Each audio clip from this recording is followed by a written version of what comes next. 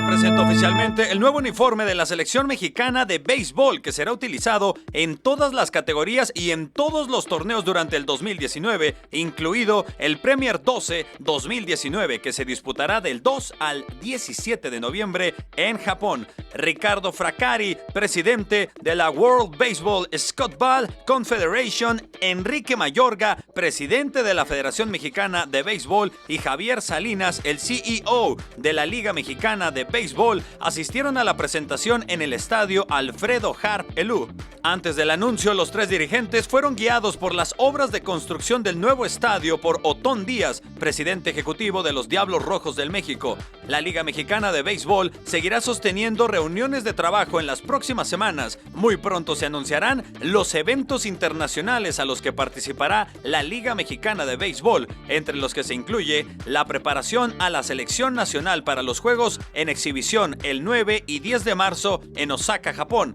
el Premier 12 de Tokio en noviembre y los demás eventos de la selección mexicana de béisbol.